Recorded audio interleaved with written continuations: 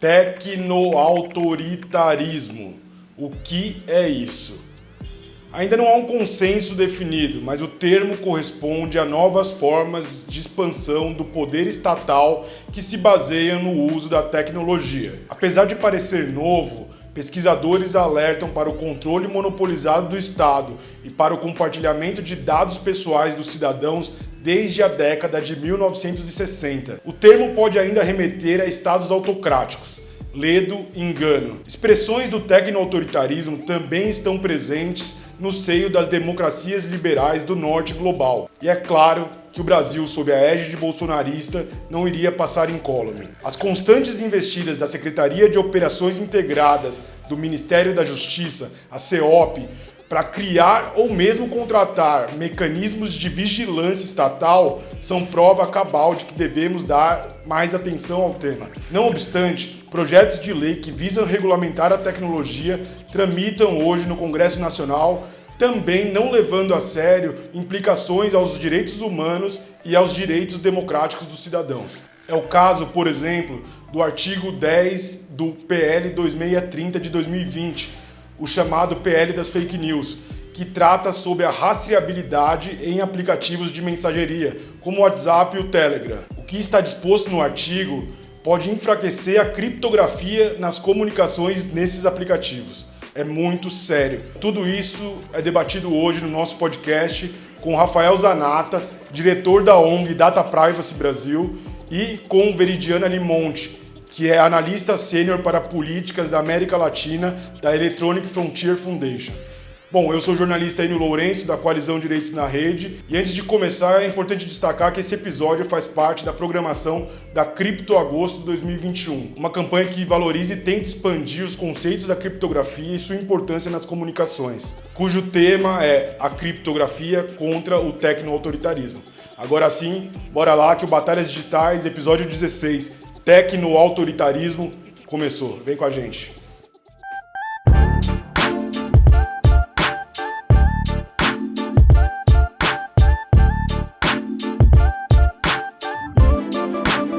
Bom, maravilha, gente, maravilha receber vocês, receber Zanata, Veri. Veri já é da casa, né, Veri? Todo mês de agosto está aqui no Batalhas Digitais para falar sobre criptografia. Muito bom. Que ótimo. Gente, vamos lá então. Tecno-autoritarismo, né? Esse palavrão aí para a gente debater no nosso episódio 16 do Batalhas Digitais. Eu gosto de uma frase da Mariana Valente, né, pesquisadora do Internet Lab, que aparece inclusive no teaser, né, do mini-doc do Data Privacy, sobre tecno-autoritarismo, que diz o seguinte: são as práticas que fazem com que os governos sejam opacos aos seus cidadãos e que os cidadãos sejam transparentes aos seus governos. Bom, vamos dizer que isso é um norte para o nosso debate, aí funcionar como uma bússola, Zanata. E eu quero que você diga para a gente, então, rapaz, que o Data Privacy é uma das entidades que tem se debruçado, né, sobre o tema, sobre tecno-autoritarismo. Então, eu peço que você conceitue para a gente o que é, afinal, esse palavrão que se tornou tão presente de uns tempos para cá no nosso vocabulário, aí, no âmbito dos direitos digitais. Seja bem-vindo, cara. Obrigado. Valeu, obrigado, Enio, que agradeço. Então, é um palavrão e não é um conceito definitivo, né? O que a gente tem feito é um projeto que começou em setembro do ano passado, na verdade a formulação dele vem desde junho, muito centrado em práticas autoritárias. Então a Mari Valente está correta, né, em colocar o foco nas práticas autoritárias, porque esse é um problema também de todas as democracias, né? E aí acho que tem um ponto importante de separação assim, do nosso projeto e de outros, de algumas ONGs nos Estados Unidos que falam sobre autoritarismo digital, por exemplo, né? Porque elas tendem a conceituar práticas de autoritarismo digital como se fossem exclusivas de China, Rússia, né? Então tem até um caráter bastante geopolítico nessa análise. A gente parte de um outro lugar, né? Nosso diagnóstico é um diagnóstico da ciência política, de que práticas autoritárias acontecem no interior das democracias.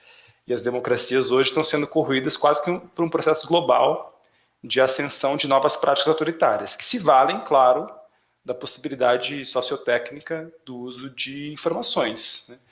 E isso, assim, é um problema super antigo mesmo. Assim, você pega os trabalhos da década de 60, 60, que são, assim, constitutivos da proteção de dados pessoais, já falavam desse potencial, né? Como é que democracias tinham uma possibilidade de utilizar grandes bancos de dados, centralização de bancos de dados, perfilização digital, eles chamavam de data valence, né? E como que isso tudo era um problema a ser permanentemente enfrentado. Agora, o que a gente viu no Brasil, né, sendo um problema geral, porque de fato já existia um problema mais geral na democracia brasileira, o que aconteceu no governo Bolsonaro foi realmente uma acentuação, assim, tanto na tentativa de constituir uma modalidade específica de inteligência, né, não só nas práticas da BIM, mas até paralelamente, né, dossiês digitais, etc., como também a tentativa de usar esse trunfo da interoperabilidade de dados, então o cadastro base do cidadão vem também nessa toada, e várias práticas de constituição de bases de dados bem preocupantes, por exemplo, dossiês de servidores e policiais antifascistas e outras práticas muito bizarras mesmo, tentativa de obtenção de dados biométricos de motoristas pelo Denatran para a BIM, né? Então a gente estava na época em busca de um conceito, né, que pudesse servir como uma ferramenta para tentar explicar várias dessas práticas, né, relacionadas ao Brasil. Mas não só ao Brasil, porque também o projeto também tem um diálogo forte com ativistas na Índia, em outros países também democráticos, que também identificam os mesmos problemas. Então, o que a gente está tentando investigar e tentando questionar é essa problemática mais central, digamos assim, mesmo no interior de democracias, de uma capacidade, né, estatal de uso de bancos de dados, de interoperabilidade, de perfilização que colocam em risco liberdades fundamentais. E quais são as respostas da sociedade civil, quase que contra movimentos, né, para instituir salvaguardas e proteger direitos. Então, é também um olhar de dinamismo, sabe? A gente não está só no tecno-autoritarismo lançando uma coisa apocalíptica, né? De dizer, olha, estamos perdidos, tal. Não, tem muito um olhar também da resistência, dos contramovimentos. Mas é um conceito não definitivo, tá, Enio? A gente está, assim, sempre aberto a tentar entender o quanto que o conceito é útil, né? Mas ele nos serviu, acho que, para tentar endereçar algo que é bem preocupante mesmo no Brasil, como que essas práticas têm sido reiteradas, né? E como que a gente tem que realmente se dedicar a esse campo nos direitos digitais. Legal, Zanata.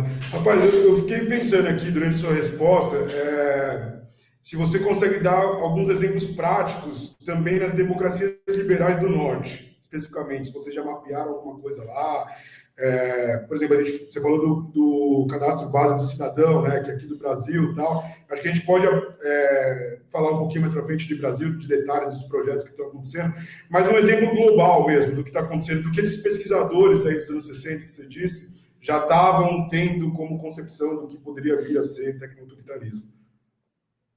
Sim, tem até um livro de um cara que trabalhou no Departamento de Justiça dos Estados Unidos, né, que ele escreveu um livro chamado Digital Repression, e ele fala sobre a aproximação do conceito de tecno-autoritarismo, ou de autoritarismo digital, com o conceito de repressão digital, e ele fala que a repressão digital está acontecendo aos montes nos Estados Unidos e também em outros países, a possibilidade de você fazer um monitoramento muito ativo, né, construção de dossiês digitais mesmo das pessoas e de análise agregada de metadados ou até análise automatizada, né, de certos comportamentos considerados como potencialmente lesivos à ordem pública, né, que instigam investigadores, né, e outras autoridades a fazerem esse tipo de monitoramento. A gente percebe isso também até numa agenda internacional, né, de law enforcement, né, uma agenda internacional de obtenção de dados privados por governos, né, muito puxado também por democracias liberais. Os Estados Unidos é um dos grandes lobistas, digamos assim, nesse sentido. A Alemanha, historicamente, né, a Alemanha, desde quando criou a Lei Federal de Proteção de Dados Pessoais em 77, ela já tinha colocado uma exceção à aplicação a tratamentos de dados pessoais para fins de segurança pública e inteligência. Isso sempre foi um problema na Alemanha, né? Até que gerou grandes repercussões na década de 2000, quando a Alemanha intensificou a sua análise de antiterrorista, né, e começou a fazer realmente a obtenção de muitos tipos de dados.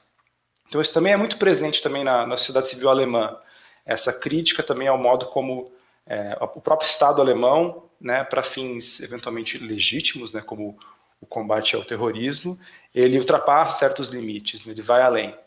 Então, isso também nos Estados Unidos é muito antigo, por exemplo, a tentativa do FBI de promover centros integrados de inteligência para fins de segurança criminal, justiça criminal, né? Desde a década de 60 eles investem nisso, na ampliação dos computadores e redes integradas entre, por exemplo, delegacias de polícia, police stations e a própria estrutura do FBI. E sempre foi um problema também nos Estados Unidos a contenção desse tipo de impulso, né, ao amplo compartilhamento de dados, por exemplo, entre investigação criminal e segurança pública ou inteligência, que é um dos problemas do tecnoautoritarismo, essa espécie de fusão, né. O Brasil tem feito uma apologia a essa fusão, né, desde da gestão do Moro. Se elogia, por exemplo, que o MJ, sendo o MJ Ministério da Justiça e Segurança Pública, também tem que fazer inteligência dentro da segurança pública, né? Também tem promovido, por exemplo, centros integrados com financiamento do próprio Estados Unidos, que também tem interesse em exportar o modelo de centro integrado de inteligências, de border control, etc. Então, isso não é uma coisa só da China, né? Acho que é importante fazer esse contraponto, porque as pessoas às vezes falam, o tecnoautoritarismo é, né, aquilo que eu vi no Black Mirror, né, da sociedade chinesa, do social scoring, né? Não é. Acho que é um problema geral enfrentado pelas democracias contemporâneas. Também na China existe, claro, mas também a China também passa por uma coisa muito complexa. Eles também estão discutindo uma lei de dados pessoais, um Código Civil novo, uma afirmação dos direitos da personalidade. Então, a gente tem que tentar, assim, não só criar essa dicotomia, né, entre, assim, democracias, né, e estados autocráticos e estados autoritários, mas fazer esse esforço de entender as práticas autoritárias no uso de dados pessoais que perpassa todos esses países. Maravilha, Zanata. Muito bom. Acho que a gente já tem um pontapé pesado para iniciar esse debate. E Veri, agora vamos falar um pouco de criptografia, né? Que o nosso episódio faz parte da campanha da Coalizão Direitos da Rede chamada CriptoAgosto, né? Esse ano a gente usa a hashtag CriptoAgosto 2021 e o tema se chama a criptografia contra o tecnoautoritarismo. Veri, primeiro eu peço para que você dê um panorama geral para os não iniciados, né? Sobre o que é a criptografia de fato, né? E a seguir, que você conte para a gente como esse conjunto de técnicas e ferramentas ele pode servir como um instrumento para a sociedade combater o avanço disso que está se chamando de tecnoautoritarismo, enfim, as iniciativas autoritárias de modo geral baseadas em tecnologia. Bem-vinda, Veri. Obrigada, também é um prazer estar aqui conversando com vocês nessa CriptoAgosto 2021. Já adianto e faço uma propaganda de que boa parte da primeira pergunta do Enio também está na discussão da live que já rolou no início da CriptoAgosto sobre criptografia, então fica o convite para vocês verem. E, bom, iniciando rapidamente, a criptografia, que é isso que a gente sempre fala em agosto, junto com o pessoal da Coalizão Direitos na Rede, é um processo matemático de usar códigos e cifras para algumas funções importantes. A primeira delas é a confidencialidade das comunicações, ou a confidencialidade dos conteúdos, e a gente poder se comunicar privadamente. E garantir que quem receba aquela comunicação são as pessoas que são, de fato, as que se quer que recebam, né? E existem outras funções importantes também nesse sentido, relacionadas à autenticação dos agentes que recebem esses conteúdos ou que fazem parte de determinada operação, você ter certeza de que aqueles que estão recebendo são aqueles que deveriam receber, e a integridade dos fluxos e do que se comunica, né? De que não se possa alterar a informação que se comunicou. E ela faz parte do nosso dia a dia, né? Ela faz parte das nossas transações financeiras online, por exemplo, quando tem aquele cadeado para garantir todos esses pontos, a integridade, a autenticidade dessas operações. Ela faz parte das assinaturas digitais, por exemplo, e faz parte das nossas comunicações online, e da segurança e privacidade dessas comunicações.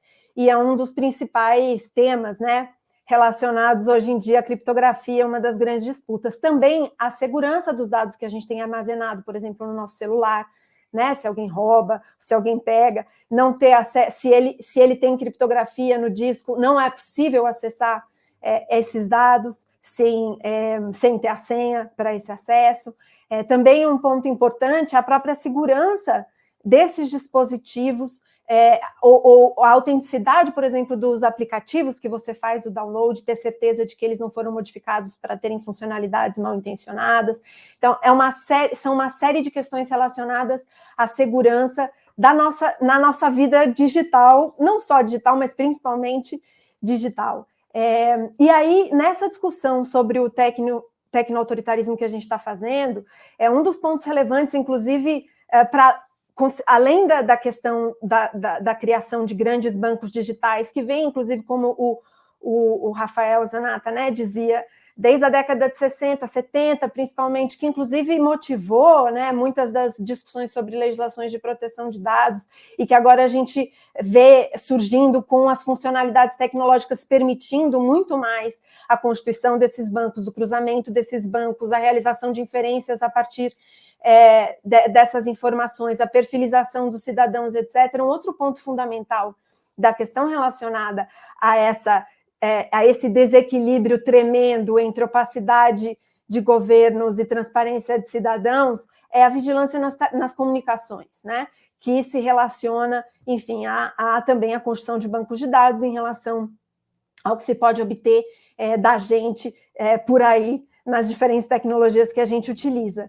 E isso é um trabalho que a Electronic Frontier Foundation, enfim, faz há muito tempo, de discutir quais são os parâmetros para se fazer isso, a importância da transparência e da absoluta legalidade e transparência em relação a como isso é realizado pelo Estado. Um desafio tremendo, né?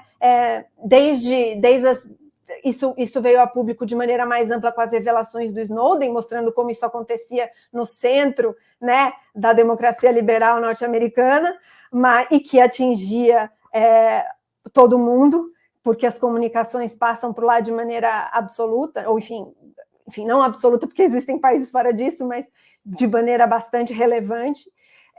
E também isso se coloca cada vez mais em relação à quantidade de fluxos que a gente tem, formas de se obter essa informação. E aí, nisso, a criptografia ela é fundamental para garantir que pessoas não espiem os fluxos das nossas comunicações, né? Então, pode ser uma criptografia na camada de transporte, em que ainda as aplicações que são intermediárias nessa comunicação conseguem ver as informações, ou a criptografia de ponta a ponta, em que mesmo a aplicação que serve como intermediária para essa comunicação não consegue ver o conteúdo dessa comunicação, né? E isso é fundamental para diferentes direitos e diferentes relatores de liberdade de expressão, de privacidade, de proteção de direitos frente ao terrorismo, já falaram sobre a importância, inclusive, desta criptografia de ponta a ponta para garantia de diferentes direitos, privacidade, liberdade de expressão, direito de reunião, associação. Pensa em relação ao nosso cenário na pandemia, por exemplo, para a garantia de liberdade de associação e reunião, para diferentes grupos poderem discutir suas estratégias, etc. Como seria se a gente não pudesse fazer reuniões online garantidas com criptografia, em que a própria plataforma não sabe o que está sendo discutido. Isso é fundamental, e não fica armazenada, né? Essa reunião não fica armazenada, ou não fica armazenada de uma maneira que pode ser compreendida por outros. Então, isso é fundamental para esses diferentes direitos e para garantir a própria capacidade de organização e resistência para o que o Zanata estava dividindo com a gente, porque se as próprias comunicações nas quais a gente se organiza, resiste e pensa como criar formas, né, de lutar contra essas questões que estão sendo colocadas aqui, são absolutamente espionáveis, e a gente não tem como se colocar contra isso, então todas as iniciativas de resistência ficam completamente comprometidas. Ótimo, Veri. Muito boa sua resposta, seu comentário. Antes de endereçar a próxima pergunta para vocês, eu tenho uma pergunta para a audiência, né? Se vocês sabem o que são os SIMPs. Os nossos convidados, com certeza, que sabem, mas a gente trouxe uma participação especial aqui do pesquisador Alcides Peron, que vai nos explicar melhor o que são esses sistemas de inteligência e como eles estão imbricados com a ideia de tecno-autoritarismo. Rafael, solta para a gente, por favor.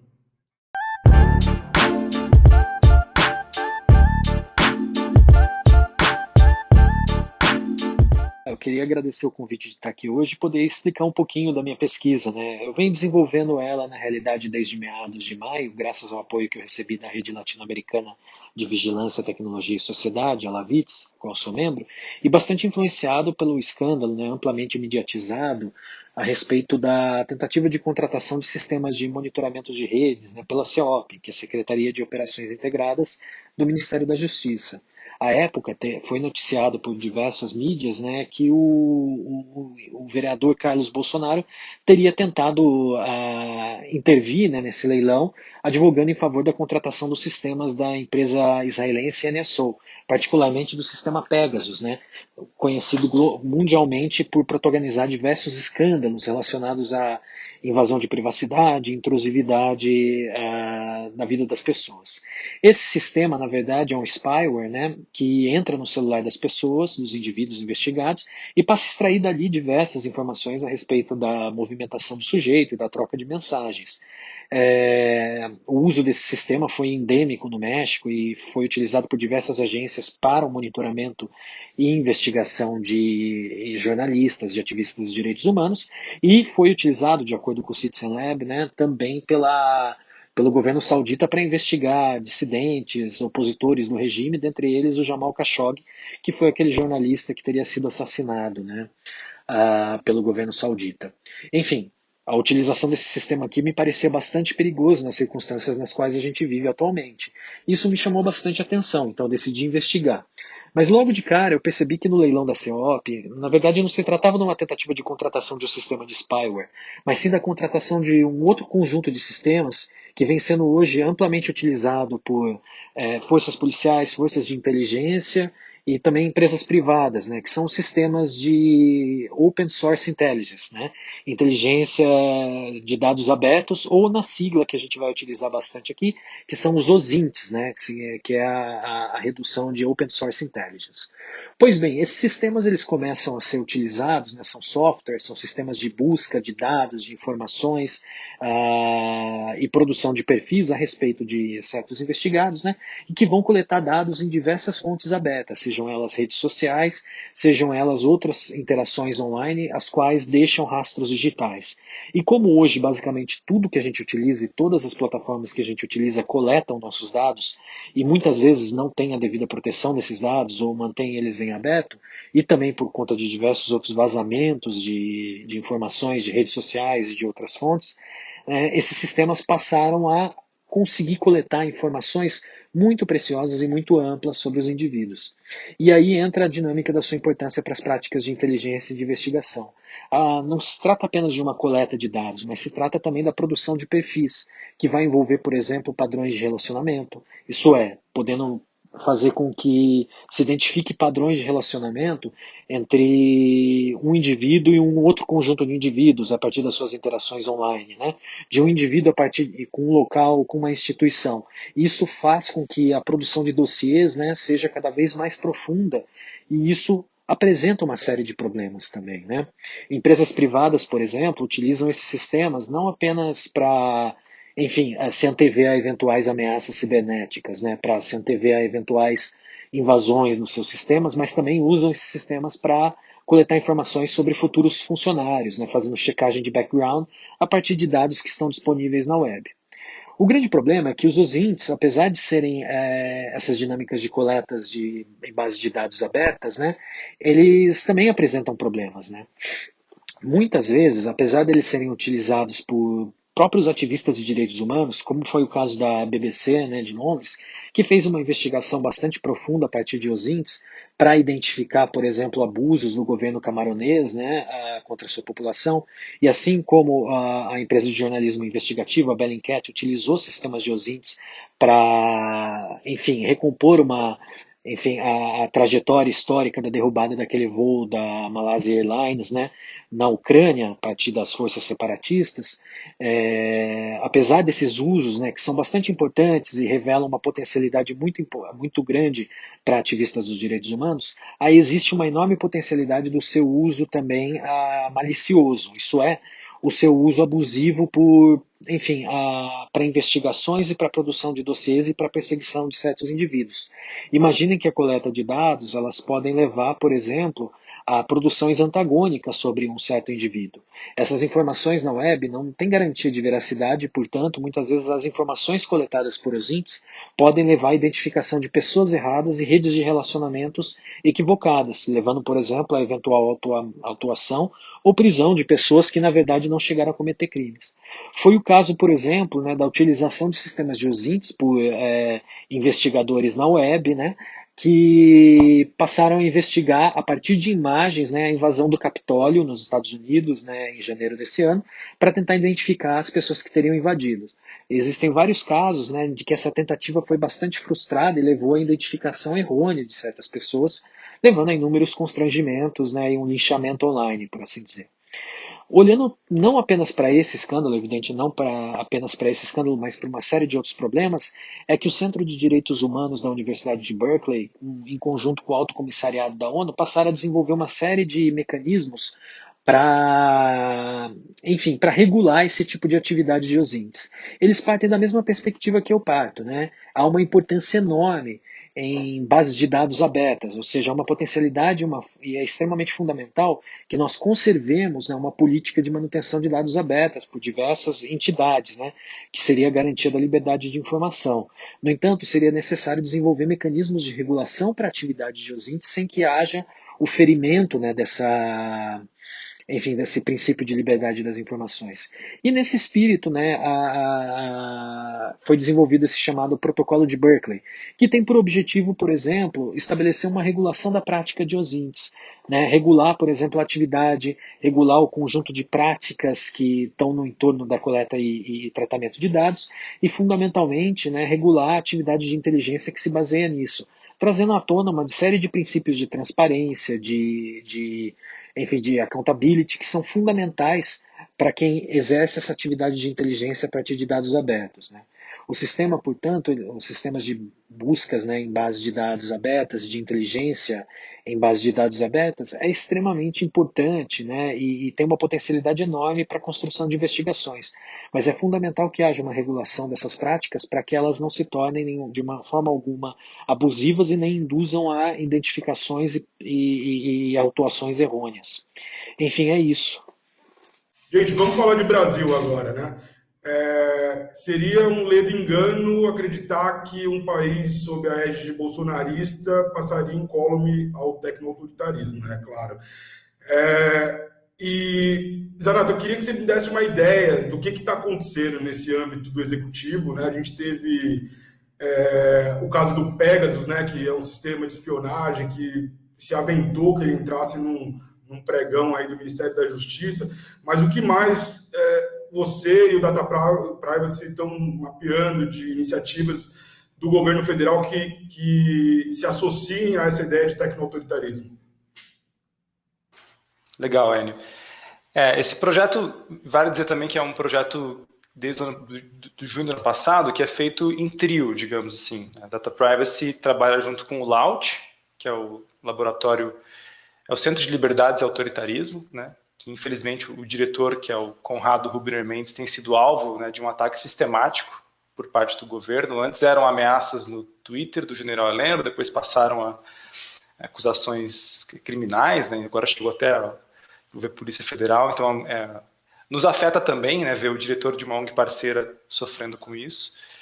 E a Comissão de Proteção de Dados Pessoais da OAB do Rio de Janeiro. Então, esse trio tem se dedicado a essa investigação sistemática e a gente já estava observando com muito cuidado, né, como eu disse na primeira resposta, a CEOP, que é essa Secretaria de Operações Especiais dentro do Ministério da Justiça, que foi criada em 2019, ela é muito problemática, né? Ela já tinha tido uma experiência com a tentativa de constituição desses dossiês antifascistas, né, que gerou uma grande repercussão e até uma ação no Supremo, né, que teve um voto importante da Carmen Lúcia rechaçando, né, esse tipo de arapongagem, esse tipo de constituição de dossiês digitais dentro da CEOP.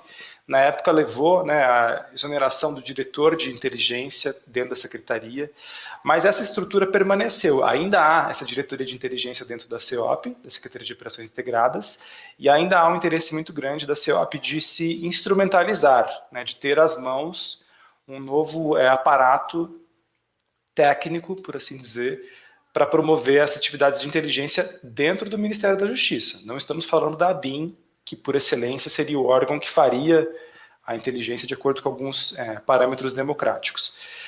Nesse âmbito específico da CEOP, houve a alocação de uma despesa orçamentária entre 2020 para 2021, a tentativa de expandir os gastos com certos tipos de aparatos, né, e dentre eles a licença, né, para um tipo de software que permitisse aos servidores da CEOP, mas não só eles, porque seria uma licença também distribuída, né, a capacidade de promover esses dossiês digitais. E o que mais interessante é que no edital, na construção do edital, né, de licitação, do pregão, que depois selecionou uma empresa chamada Arpia, né, fundada por um ex-diretor, um ex-agente da ABIN, mas o que se colocava no edital era que o governo estava interessado em um conjunto de capacidades de investigação que pudesse também identificar ativistas e lideranças de movimentos sociais. Isso está explícito no edital, não são palavras da minha boca, estava lá. E também a possibilidade de obtenção de um conjunto muito amplo de dados abertos, incluindo chats de Telegram e IRC. Na época não se sabia ao certo o que era essa obtenção de chats, o edital falava, né, informações de chats. Só depois da gente analisar a proposta da Arpia, que foi a vencedora, é que a gente percebeu que ela trabalha com um conjunto de mais de 5.000 pontos de dados, nesses data points, e ela consegue fazer uma varredura também de canais abertos de Telegram, de IRC, e ela vai catalogando. Ela, por exemplo, ela identifica se é uma publicação de uma venda de base de dados, por exemplo, alguém que vazou a base de dados que pertenciamente era da Serasa, lá em janeiro desse ano, né?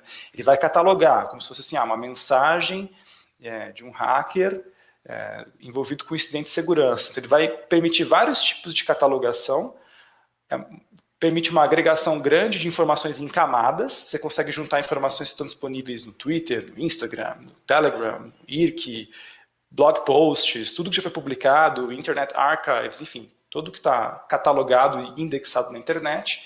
E ele permite a um clique você acessar esses perfis para você fazer a análise de periculosidade e análise de movimentação em rede, porque ele também permite você fazer a integração com outros sujeitos que são target, para você entender o padrão de engajamento, o padrão de interação esses atores. Então usa até bastante, inclusive, tecnologias, técnicas da sociologia, de análise em rede, também para identificação, para se inferir um certo comportamento dos agentes, sem necessariamente identificar o conteúdo, mas muito mais relacionado a com quem você fala e com qual frequência, né?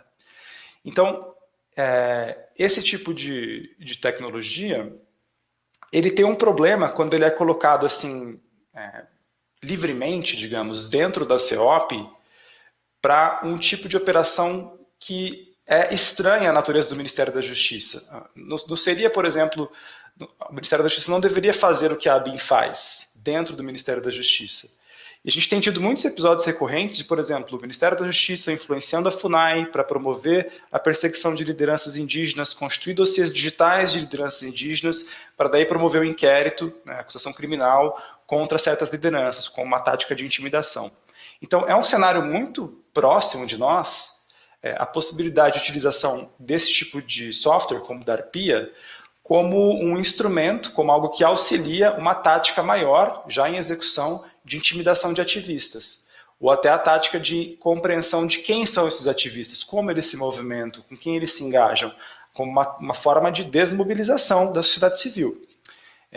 Isso sem procedimentos que possam amparar a razão pública de se fazer isso, porque o agente da CEOP ele não tem nenhum parâmetro que ele precisa demonstrar, ele não tem que provar que ele está no curso de uma investigação ou de um inquérito administrativo ou criminal, ou que ele tem razões públicas para se investigar tais pessoas.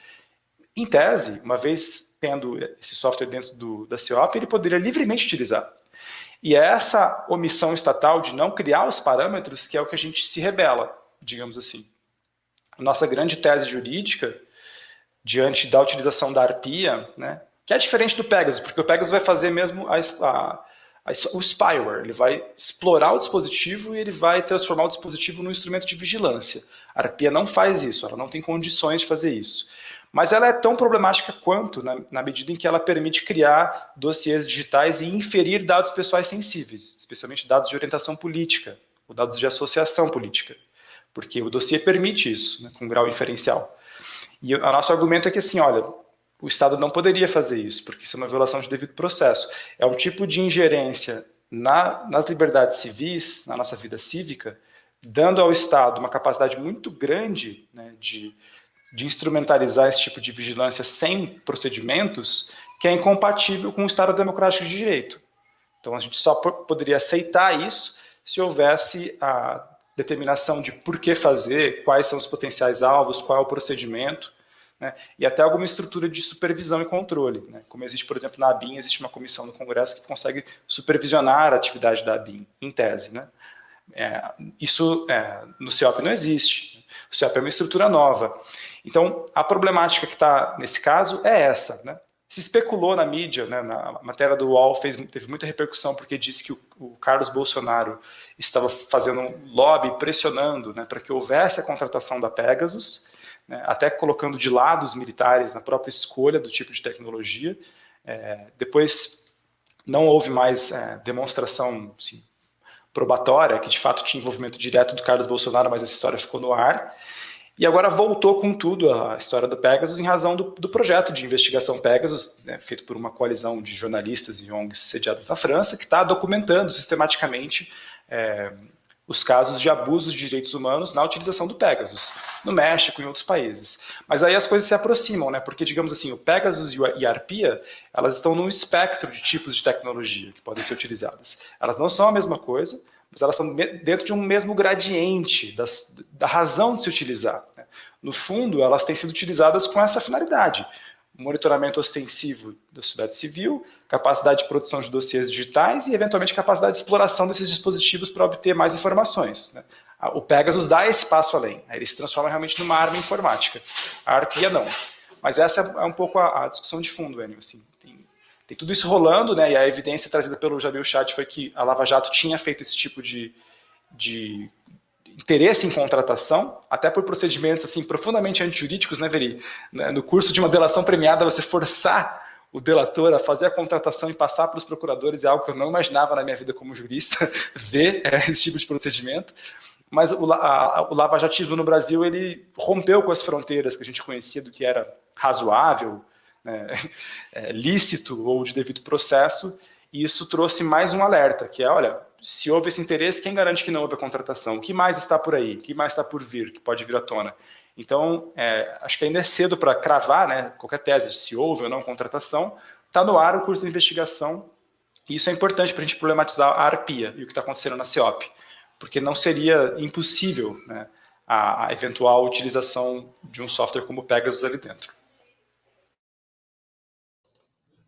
Bom, eu ia falar que é catastrófico assim, o cenário, Zanata, mas não é tanto porque a Veri ainda vai falar do legislativo para a gente agora, né, Veri?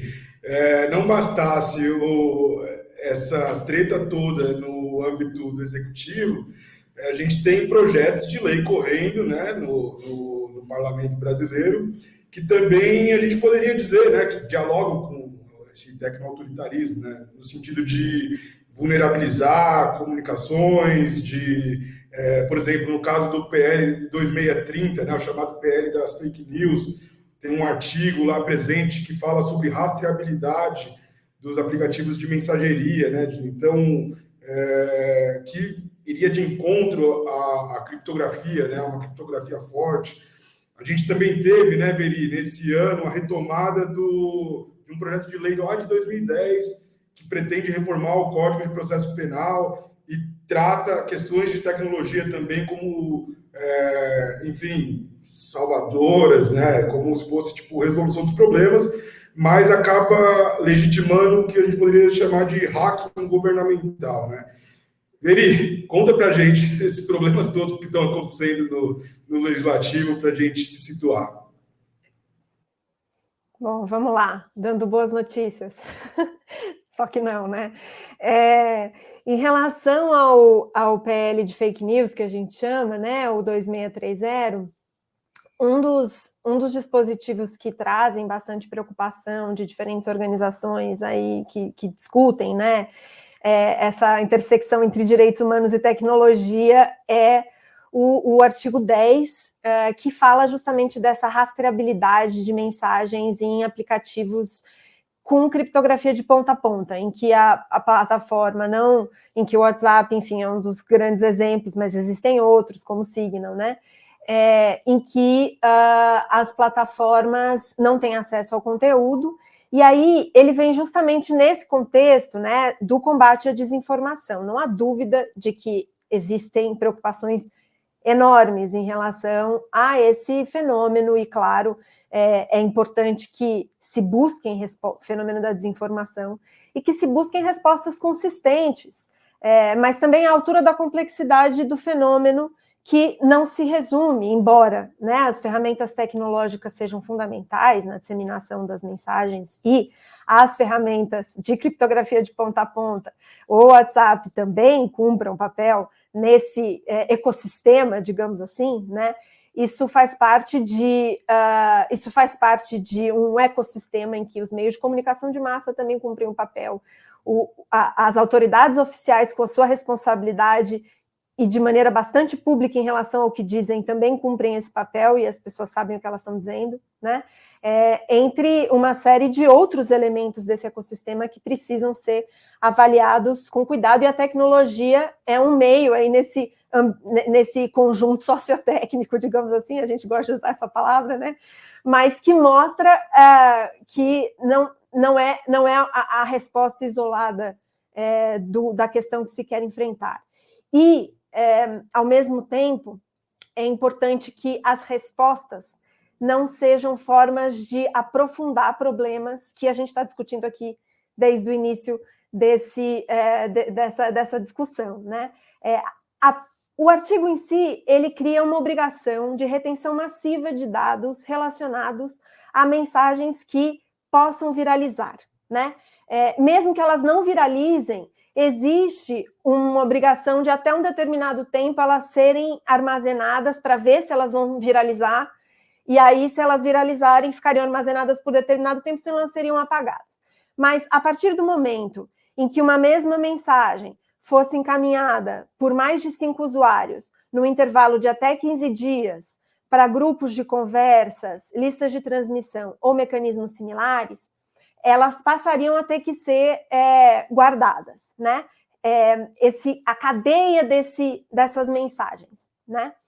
Passaria a ter que ser guardada. No momento em que você manda, na verdade, no momento em que você manda uma mensagem para um grupo, isso já poderia destacar essa necessidade, porque você tem que ver se vai chegar na viralização que vai garantir o armazenamento por 3 meses, que é o que o artigo coloca, se chegar no teto de viralidade que ele estabelece, né? Então, é como se, no momento em que você manda a mensagem para um grupo, que pode ser um grupo de família, pode ser um grupo do colégio, né? Não necessariamente é um grupo que tem 200 pessoas ali, né? E muitas vezes, inclusive uma pesquisa do Internet Lab nesse sentido, com outras organizações, mostrou que as mensagens ou a desinformação política tem mais efeito justamente nesses grupos, em que, teoricamente, são mais assimilados a espaços privados, digamos assim, né? Então, isso é importante. E aí, com isso, o que se cria? Se cria um registro, né? Se cria um registro justamente dessas relações e dessas redes que o Zanata estava comentando, que já são utilizadas ferramentas para mapear isso em relação a fontes públicas, né? Justamente para desmobilizar e atacar movimentos sociais, ativistas, etc. A gente estaria criando justamente um mapa das relações de pessoas que compartilham mensagens similares, em que momento elas compartilharam, em que ordem, né? Isso é muito problemático. Também problemático, tendo em vista que a arquitetura da plataforma, pelas informações que a gente tem do WhatsApp hoje, não permitiria isso, justamente por ter um desenho não permitiria hoje, porque a informação de se uma mensagem é encaminhada ou não é uma informação que a plataforma tem, é uma informação que fica no dispositivo do usuário, no cliente só. Ele teria que alterar a arquitetura que foi feita justamente pensando na privacidade desde a concepção, ou na proteção de dados desde a concepção, aliada, inclusive, com a nossa regulação sobre o tema, né? Minimizando a quantidade de dados que são retidos para prestação de serviço, porque não são necessários para prestação de serviço. Então, a gente estaria alterando toda essa lógica e criando um mapa de relações que pode ser muito, que é muito sensível. E aí, claro, a gente está conversando que teriam, enfim, elementos, se daria no âmbito de uma investigação, com uma avaliação dos requisitos para se acessar esses dados, mas, ao mesmo tempo, é importante a gente ter em vista de que a gente está criando uma nova obrigação de retenção massiva de dados que, em diferentes relatórios da ONU e etc., já se estabeleceu, né? Que isso em si é inerentemente desproporcional, porque se cria uma presunção de culpabilidade ou de desconfiança de uma pessoa que está mandando uma mensagem para um grupo, por exemplo. E aí se cria uma retenção massiva desses dados. Ao mesmo tempo, a gente vê também, e a gente estava comentando antes, e é muito importante ter em vista quais são as obrigações que a gente cria nesse sentido, as possibilidades de abuso, né, mesmo das autoridades públicas, em relação ao acesso e à utilização desses dados. O Brasil já foi condenado em 2009 em relação ao uso abusivo de interceptação telefônica pela Corte Interamericana de Direitos Humanos, mesmo com uma lei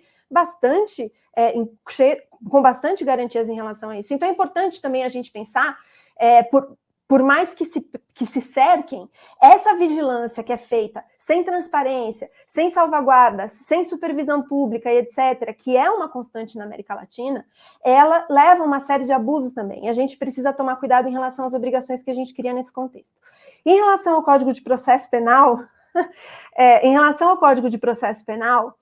também a reforma do Código de Processo Penal, ele traz também preocupações em relação a mais retenção de dados, em relação a obrigações a acessar dados, por exemplo, cadastrais, sem ordem judicial, que é uma exceção hoje no Marco Civil e se tornaria uma regra, eventualmente, se aprovado com a redação que tem hoje, no contexto da internet, né? No contexto das comunicações telefônicas já é diferente, mas no contexto da internet é uma exceção, há que ter uma exceção, uma previsão explícita para acessar mesmo dados cadastrais, né?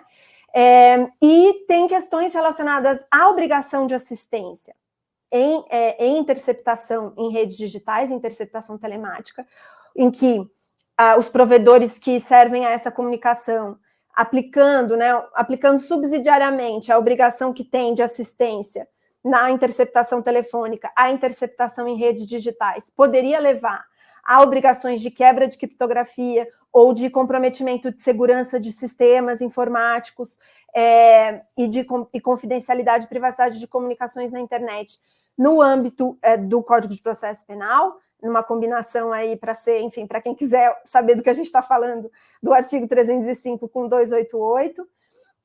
E tem também outras formas de obtenção e criação, produção de provas digitais, que estão no começo de uma sessão sobre provas digitais, que trazem preocupações em relação à questão de malwares e outras formas, né, de se atacar dispositivos e comprometer a segurança de dispositivos nas investigações. A Coalizão de Direitos na Rede, inclusive, publicou um posicionamento sobre isso, né, se o pessoal quiser ir atrás. Dentre esses pontos, tem a previsão da coleta remota, oculta de dados em repouso, que são os dados armazenados, e a coleta por acesso forçado de sistema informático ou redes de dados. Nesses pontos, é fundamental estabelecer que a redação deles ainda é genérica, né, no Código de Processo Penal. Existe, inclusive, essa investigação que o Zanata comentou, que envolveu a Anistia Internacional, o Citizen Lab e os jornalistas Forbidden Stories, mostrou a quantidade, a forma como isso é utilizado abusivamente para espionar políticos, para espionar ativistas, para espionar jornalistas.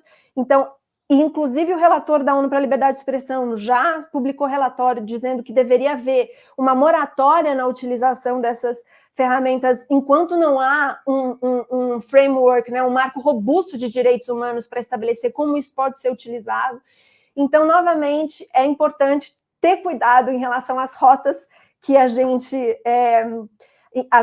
gente adota para combater a criminalidade, para combater os riscos aos nossos direitos, criando mais riscos aos nossos direitos e portas de entrada também para a própria criminalidade. Excelente, Veri. Vou reforçar aqui, então, o convite da Veri para quem quiser saber mais sobre essa questão da reforma do Código de Processo Penal, pode entrar em direitosnarede.org.br. A gente tem uma nota lá chamada Reforma do Código de Processo Penal, pode aumentar vigilância e precisa de equilíbrio em questões de tecnologia. Além disso, também quem quiser saber mais do próprio PL de fake news, né, o PL 2630, que está voltando agora a ser debatido no Congresso Nacional nesse segundo semestre, também pode entrar lá no nosso site, que tem um banner que a gente reuniu todo o nosso material de ações durante 2020, né, que foi uma campanha muito ativa aí da coalizão. Então, gente, aproveitando agora, a gente vai apresentar uma das 48 entidades da Coalizão Direitos da Rede no nosso quadro Entidade de Luta, e o Rafael vai soltar para a gente para mostrar qual a organização que vem hoje. Solta aí, Rafa.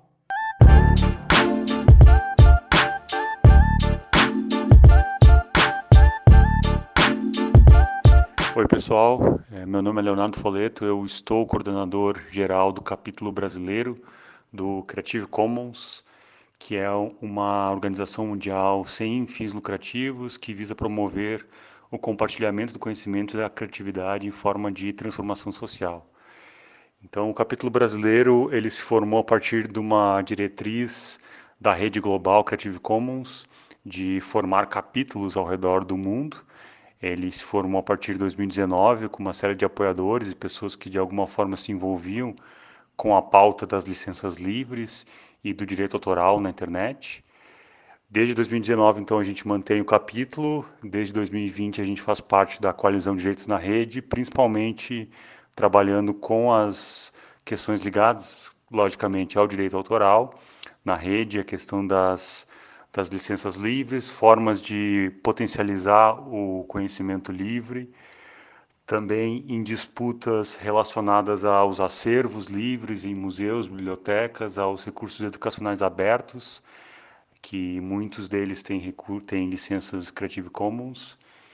Então, o nosso trabalho no Brasil ele é um trabalho que é voluntário a partir de uma série de pessoas. Atualmente somos em 8 coordenações no capítulo, desde de pautas relacionadas que eu já mencionei, ao direito autoral, aos recursos educacionais abertos, à ciência aberta, ao Open GLAM, também à Wikipédia, que é uma das frentes que mais se discute a questão do direito autoral na rede, das licenças livres.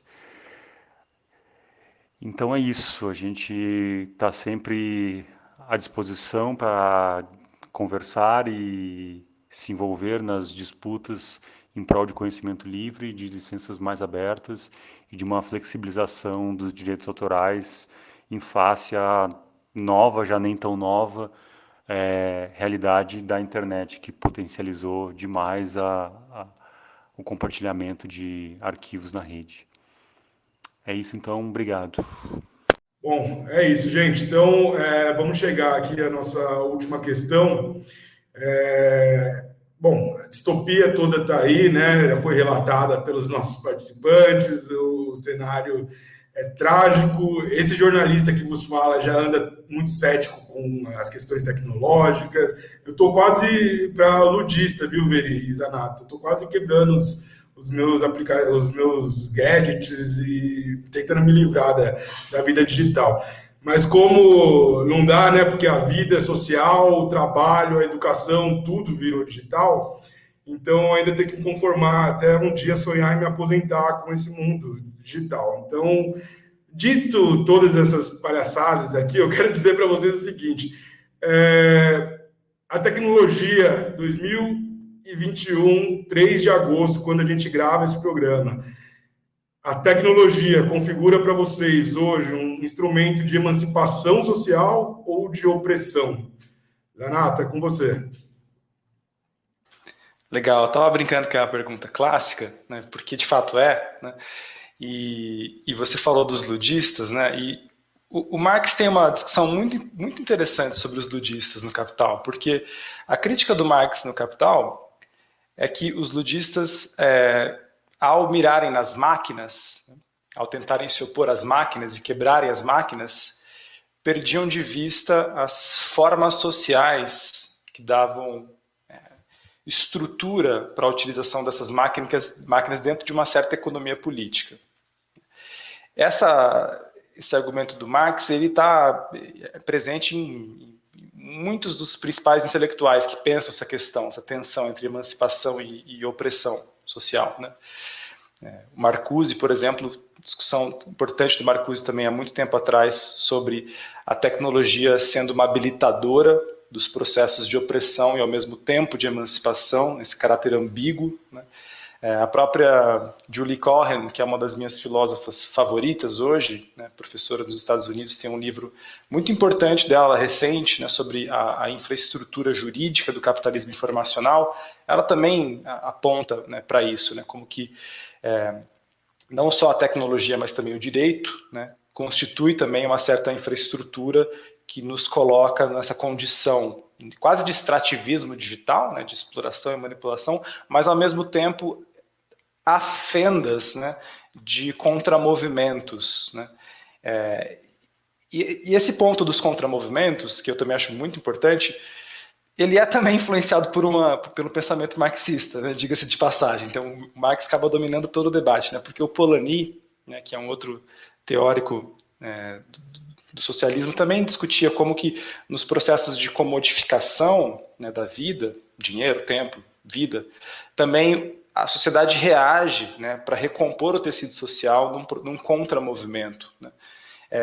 Eu acho que isso está acontecendo. Eu acho que essa é uma forma interessante de se olhar para o problema do capitalismo de vigilância. Mesmo as narrativas mais céticas, né, a Shoshana Zuboff, que é conhecida como autora de um libelo, né, o livro dela é gigante, né, tem 600 páginas mais ou menos, mas não é um livro pessimista. A parte final do livro da Shoshana é sobre a reconstrução do tecido social, é sobre a reafirmação de direitos epistêmicos, que ela chama, né, o direito de impor um certo limite sobre o que se sabe sobre você. Então, esses movimentos que a gente vê também no Brasil de contestação do reconhecimento facial, por exemplo, que começou com a ação da Via 4, depois se expandiu para outras formas de contestação, hoje tem um impulso muito grande do movimento negro, né, na linha de frente do combate à abusividade. Eu acho que não é a luta do reconhecimento facial em si enquanto maquinário, entendeu? Não é um neoludismo.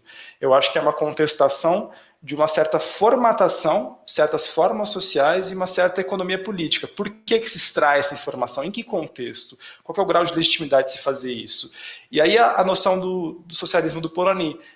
O socialismo para o Polanyi é a capacidade da sociedade civil de se contrapor a esses mercados e instituir parâmetros de regulação, né? É isso, eu acho que essa é a dinâmica que está posta, entendeu? E acho que é bom a gente pensar nesse caráter dinâmico. Às vezes, quando a gente está meio abatido, pensa, nossa, é só porrada, a gente está perdendo tudo. Às vezes tem algumas fendas, algumas vitórias para ajudar a se recompor. Então, esse é meu credo, assim, ao pensar tecnologia. Legal. Veri, é contigo agora. E aí, emancipação, opressão, ou é muito binário, só uma coisa ou outra? Eu concordo com o Zanata e com todas as referências bibliográficas, no sentido de que isso é um processo de disputa constante, né? No sentido de que a gente precisa criar espaços e fendas na criação na criação do ambiente tecnológico, ou na verdade na criação da interação da tecnologia com a sociedade de uma maneira que sirva mais a antecipação do que a opressão social. E isso não está dado, isso nunca estará dado, isso é uma constante.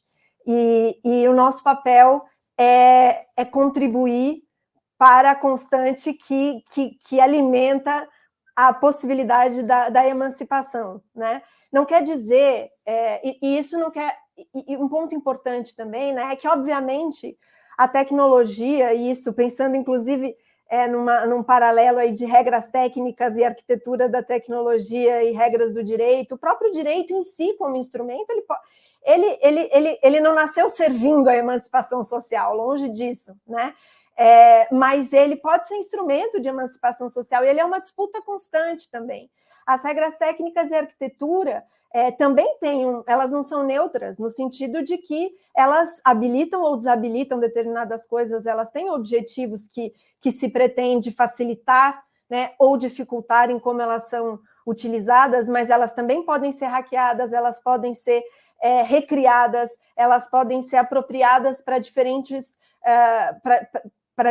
propósitos, e a possibilidade de criar a tecnologia a partir de um objetivo que não seja o da opressão, mas pensando na emancipação, isso já foi feito, isso é feito. Embora, claro, na era das Big Tech, a gente veja isso muito mais pela lente da distopia e do capitalismo de vigilância e da exploração, né, e do assentamento do capitalismo na utopia que a gente tinha em relação às tecnologias antes. Mas isso é algo que nos cabe também pressionar e garantir os espaços para que isso continue sendo disputável, né? E a gente está aqui fazendo uma live falando sobre a importância da criptografia, e a gente está usando, enfim, os instrumentos tecnológicos que a gente tem para chegar em pessoas que talvez a gente, ou enfim, que a gente não chegaria se não fosse dessa forma. Então, enfim, a gente tem que lidar aí com a disputa constante em que a gente vive na sociedade e nas formas que a gente vive, e fazer o nosso papel para que elas caminhem mais no sentido da emancipação do que da opressão. Maravilha, gente, maravilha mesmo.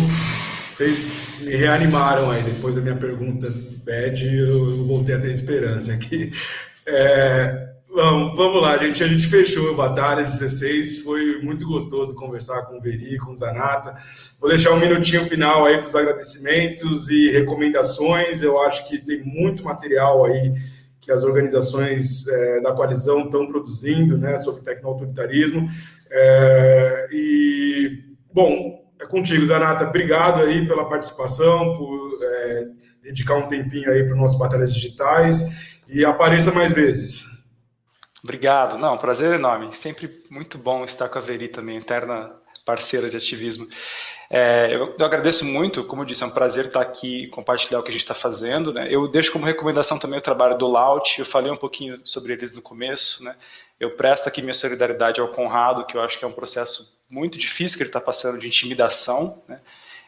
Se começar com ele, depois se espraia para todo mundo. Então a gente tem que formar meio um cordão de resistência para que isso não aconteça. E eles têm um trabalho muito bonito também chamado Agenda de Emergência, que é um mapeamento quase que diário, né, de práticas autoritárias, que até me inspirou bastante a pensar no tecnoautoritarismo em junho, quando a gente começou esse projeto.